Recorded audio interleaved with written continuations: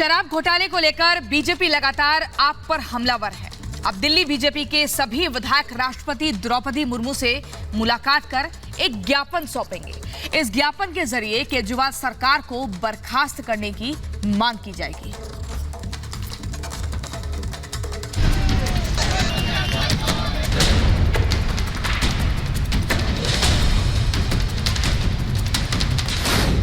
केजरीवाल सरकार को घेरने की तैयारी में बीजेपी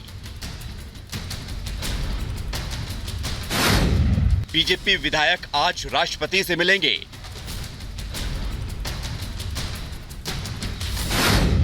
केजरीवाल सरकार को बर्खास्त करने की मांग।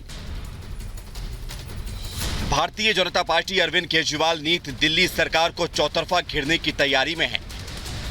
एक तरफ जहां पार्टी दिल्ली सरकार पर आबकारी नीति को लेकर लगातार हमला कर रही है, तो वहीं अब बीजेपी विधायकों का एक डेलीगेशन आज राष्ट्रपति द्रौपदी मुर्मू से मिलने जा रहा है। बीजेपी के सभी विधायक आज राष्ट्रपति द्रौपदी मुर्मू को ज्ञापन देंगे और केजरीवाल सरकार को बर्खास्त करने की मांग करेंगे।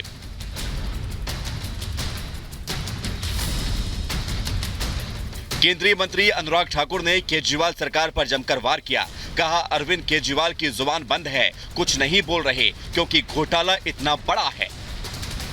आम आदमी पार्टी की सरकार को आज बेवड़ी सरकार और कट्टर भ्रष्टाचार के नाम पे जाना जाता है। इनके ऊपर जो आरोप लगे शराब घोटाले के, 15 दिन से ज्यादा समय बीत गया, एक भी सवाल का जवाब नहीं दिया। 2% से कमीशन बढ़ाकर 12% क्यों हुई, किस किसने खाई, ये बार बार सवाल खड़ा हो रहा है। लेकिन अरविंद केजरीवाल जी की जुबान बंद है, कुछ नहीं बोल रहे क्योंकि घोटाला इतना बड़ा है कि जिसकी गूंज आज पूरे देश में है। दिल्ली में नई आबकारी नीति को लेकर सियासी गदर मचा हुआ है। बीजेपी भी इस मौके को हाथ से जाने नहीं देना चाहती। बीजेपी के सारे विधायक आज सुबह 10 बजे विजय चौक से पैदल यात्रा करते हुए 10:30 बजे महामहिम से मिलकर केजरीवाल सरकार को बर्खास्त करने की मांग करेंगे। Bureau report, Republic Bharat.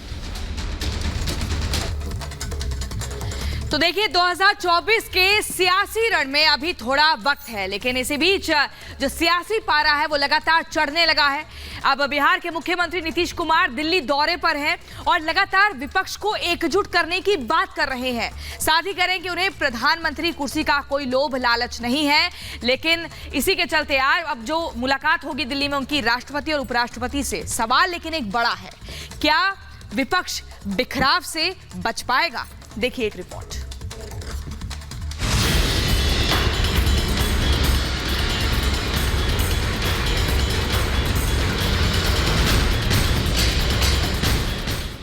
विपक्ष के नेताओं से नीतीश कुमार की मुलाकात की ये तस्वीर बताने के लिए काफी है कि 2024 के रण को लेकर राजनीतिक रस्साकशी कितनी बढ़ने वाली है। नीतीश कुमार सबसे पहले कांग्रेस सांसद राहुल गांधी से मिलने उनके आवास गए। दोनों नेताओं की मुलाकात करीब 45 मिनट तक चली। बिहार के सीएम नीतीश कुमार दिल्ली दौरे पर हैं। बीजेपी से अलग होने के बाद जिस तरह के तेवर नीतीश दिखा रहे हैं, उससे लग रहा है कि उनकी ये दौड़ दिल्ली की गद्दी को लेकर है। विपक्ष को एकजुट करने के लिए स्पेशल मिशन पर नीतीश कुमार निकले हुए हैं। एकजुट होंगे तो आपस में विमर्श करके जो भी चुनना करेंगे।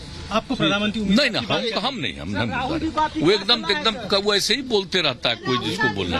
लेकिन मेरी कोई इच्छा नहीं, हमारी न कोई इच्छा है न मेरी कोई आकांक्षा, वो सब मत बोलिए। मेरी बस एक ही इच्छा है कि अधिक से अधिक विपक्ष अगर एकजुट हो जाएगा तो बहुत अच्छा होगा। दिल्ली रवाना होने से पहले नीतीश ने पटना में लालू और तेजस्वी यादव से मुलाकात की। नीतीश कुमार ने इस बार बीजेपी के खिलाफ पूरी तरह से मोर्चा खोल दिया है। वो लगातार बीजेपी पर हमला कर रहे हैं और विपक्षी एकजुटता का दावा भी कर रहे हैं। जेडीयू का मानना है कि नीतीश बिहार के सबसे लंबे वक्त तक मुख्यमंत्री रहने के बाद अब राष्ट्रीय भूमिका निभाएं। इसलिए उनके पक्ष में पोस्टर भी लग रहे हैं और नारेबाजी भी हो रही है। नीतीश भी 2024 का खाका खींचने के लिए दिल्ली तक दौड़ लगा रहे हैं। नीतीश कुमार ने भले ही 2024 की जंग का बिगुल फूंक दिया हो, लेकिन विपक्ष में भी पीएम पद के दावेदारों की फेहरिस्त लंबी है, जो विपक्ष के लिए मुश्किलें खड़ी कर सकती हैं। Bureau report, Republic Bharat.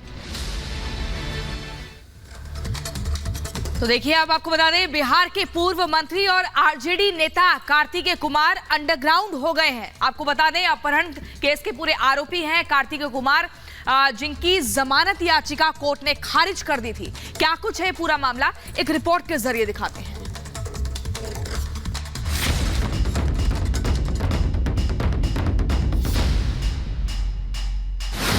पूर्व मंत्री कार्तिकेय कुमार फरार, तलाश में जुटी पटना पुलिस। फरारी पर राजनीति गरमाई। अपहरण केस के आरोपी कार्तिकेय कुमार। अपहरण के आरोप में बिहार के पूर्व कानून मंत्री को पुलिस तलाश कर रही है, लेकिन उनका कहीं पता नहीं चल पा रहा। कार्तिकेय कुमार की तलाश में मोकामा से लेकर पटना तक पुलिस ने छापा मारा, लेकिन कामयाबी नहीं मिली। पूर्व कानून मंत्री हैं कार्तिक सिंह, उनके विरुद्ध एक जमानती वारंट एसीजेएम दानापुर कोर्ट के द्वारा निर्गत था, जिसके और 1 तारीख तक उसको स्थगित रखा गया था। नो परसिव स्टेप लगा हुआ था, जो कि 1 तारीख को निरस्त हो गया है एडीजे 3 साहब के द्वारा। फिर उनका जो मोकामा में पैतृक गाँव है, वहाँ पे भेजा गया था तामीला कराने के लिए, वो वहाँ पे नहीं पाए गए। कल पटना में उनका यहाँ पे रेजिडेंस है कंकड़बाग में, वहाँ पे भेजा गया तो नहीं पाए गए। कोर्ट को वापस कर रहे हैं और उनके विरुद्ध अगर तक कार्रवाई होगी, जाने के कोर्ट उनके विरुद्ध नॉन वेरिएबल वारंट निर्गत करेगा। कार्तिकेय कुमार के खिलाफ अब गैर जमानती वारंट जारी करने की तैयारी शुरू हो गई है।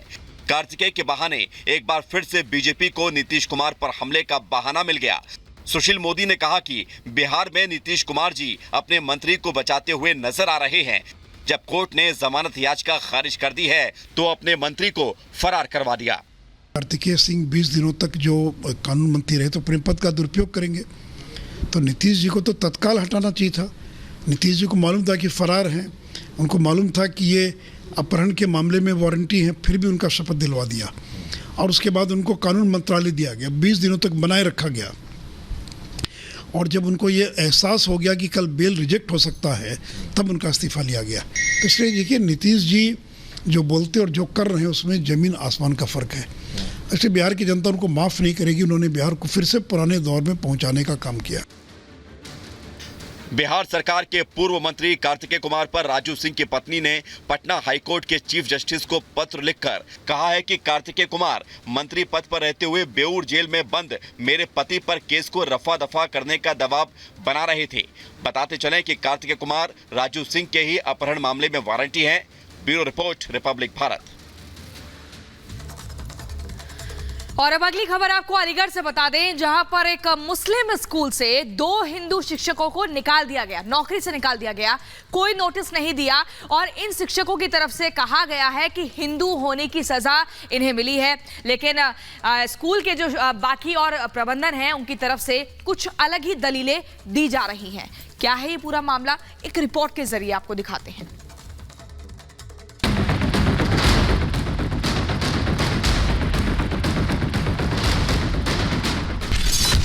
शिक्षा के मंदिर में धर्म के नाम पर भेदभाव, हिंदू होने की वजह से नौकरी से निकाला। अलीगढ़ में MAI हाई स्कूल के नाम से स्कूल चलता है। इसी मुस्लिम स्कूल से हिंदू अध्यापकों को बगैर कोई नोटिस दिए निकाल दिया गया। स्कूल प्रबंधन ने 2 टीचरों को सिर्फ इस वजह से निकाला क्योंकि वो हिंदू थे। इस स्कूल में प्रवीण कुमार पिछले 4 महीने से पढ़ा रहे थे। स्कूल से निकाले गए दूसरे टीचर प्रवीण कुमार ने कहा कि उन्हें कोई नोटिस नहीं दिया गया, जबकि एग्रीमेंट में लिखा गया था कि 1 महीने पहले बताया जाएगा।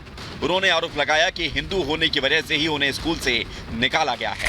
AMI स्कूल है शाहजहां में, उसमें पढ़ाता था और स्टार्टिंग से पढ़ाया था, 4 महीने हो गए।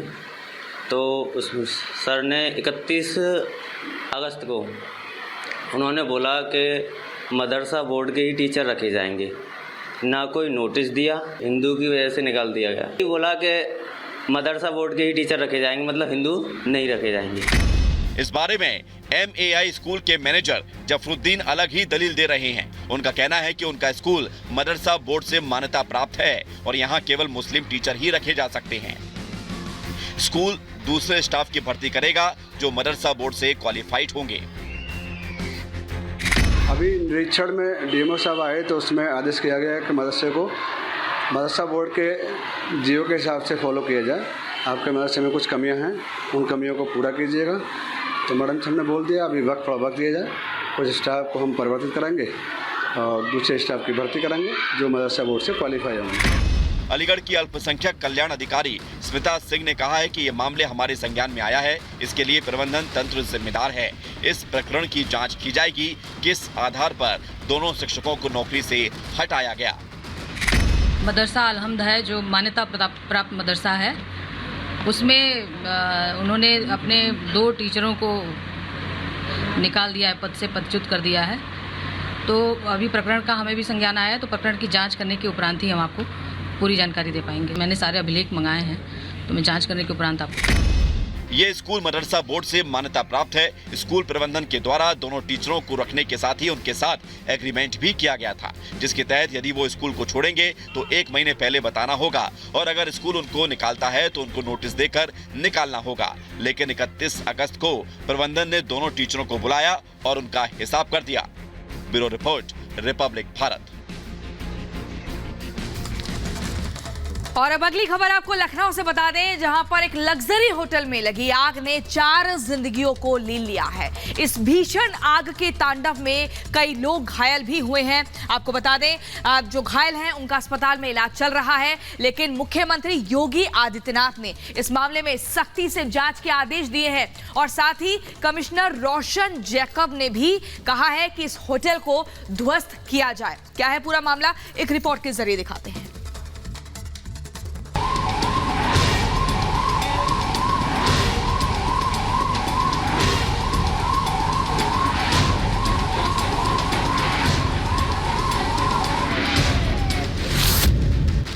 आग के भीषण तांडव की ये तस्वीरें उत्तर प्रदेश की राजधानी लखनऊ में एक लग्जरी होटल की हैं।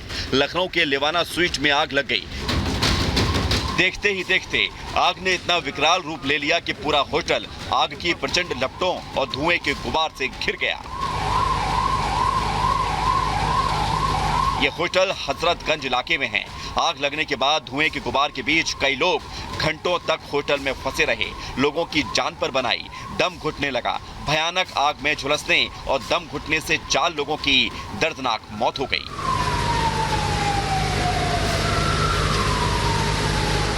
मौके पर पहुंची फायर ब्रिगेड ने लोगों को होटल से बाहर निकालने और आग पर काबू पाने के लिए काफी मशक्कत की। होटल के कमरों की खिड़कियों के शीशों को तोड़कर लोगों को निकाला गया। होटल में धुएं के गुबार के बीच फायर ब्रिगेड ने रेस्क्यू ऑपरेशन चलाया। घायलों को अस्पताल में भर्ती किया गया। यह 315 कमरा नंबर में हम लोग रुके हुए थे। ये 7:30 बजे करीब हम लोगों की ना धुएं के कारण, दम घुटने के कारण आँख खुली। तो जैसे ही रूम का हमने गेट खोला तो बहुत ज़्यादा धुआं आ गया, बाहर कुछ दिखाई नहीं दे रहा था। तो फिर हमने सोचा शीशा तोड़े पीछे, पर उसमें खिड़की थी तो खिड़की खोली तो स्टाफ सारा होटल का बाहर खड़ा हुआ था। तो हाँ, बाहर था। मैंने कहा कोई रस्सी वस्सी दे दो यार, हम लोग नीचे आ जाएं। भाई हम भी डर गए थे, मतलब सांस नहीं ली जा रही थी बिल्कुल भी, बहुत बुरा हाल था। तो उन्होंने कहा भैया पाइप है, इसके सहारे से आप नीचे आ जाओ।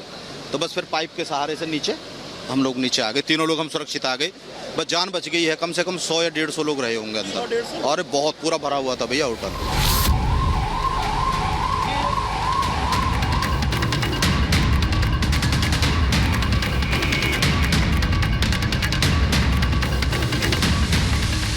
इस अग्निकांड के बाद सीएम योगी एक्शन में हैं। योगी घायलों से मिलने सिविल अस्पताल पहुंचे, घायलों का हालचाल जाना। इस दौरान उप मुख्यमंत्री ब्रजेश पाठक ने कहा कि दोषियों पर कार्रवाई की जाएगी। 10 लोगों को सिविल अस्पताल ले जाया गया था, उसमें 7 लोगों का इलाज चल रहा है और वो अच्छे हैं, खतरे के बाहर हैं। हमारे चिकित्सक जो सर्वश्रेष्ठ चिकित्सक हैं उनके देखरेख में हमने लगाया है। जो 2 मृतक हैं उनके परिवारों तक हम पहुंच रहे हैं, डॉक्यूमेंट्स की जांच की जा रही है। एक व्यक्ति को डिस्चार्ज कर दिया गया, उनको कोई दिक्कत नहीं थी।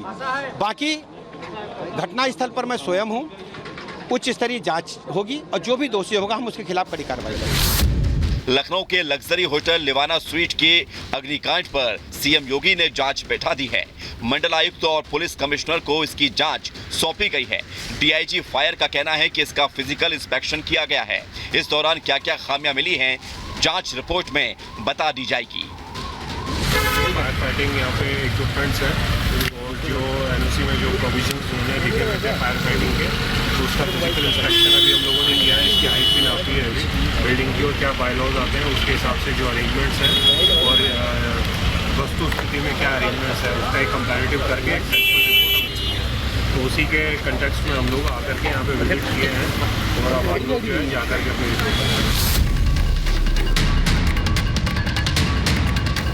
इस भीषण अग्निकांड के बाद लखनऊ विकास प्राधिकरण की कार्यशैली भी सवालों के घेरे में है। बताया जा रहा है कि लखनऊ के सबसे पॉश इलाके में ये होटल मानकों की अनदेखी कर बनाया गया।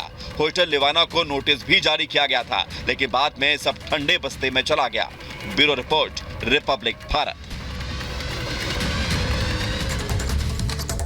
और अब अगली खबर आपको बता दें, बांग्लादेश की प्रधानमंत्री शेख हसीना 4 दिवसीय भारत दौरे पर हैं। माना जा रहा है कि इस दौरे के दौरान 7 प्रमुख समझौतों पर दोनों देशों के बीच हस्ताक्षर हो सकते हैं। लेकिन आज शेख हसीना की मुलाकात प्रधानमंत्री नरेंद्र मोदी से होने जा रही है। क्या कुछ है पूरा मामला, एक रिपोर्ट के जरिए दिखाते हैं। भारत दौरे पर बांग्लादेश की पीएम। रोहिंग्या मुसलमान भारत के लिए एक बड़ी समस्या है, क्योंकि बांग्लादेश और म्यांमार दोनों ही देश रोहिंग्याओं को नहीं स्वीकारते। अब बांग्लादेश की प्रधानमंत्री शेख हसीना अपने भारत दौरे पर हैं, लेकिन भारत पहुंचने से पहले शेख हसीना ने अपने एक बयान में कहा है कि रोहिंग्या के मुद्दे का समाधान निकालने में भारत उनकी मदद कर सकता है।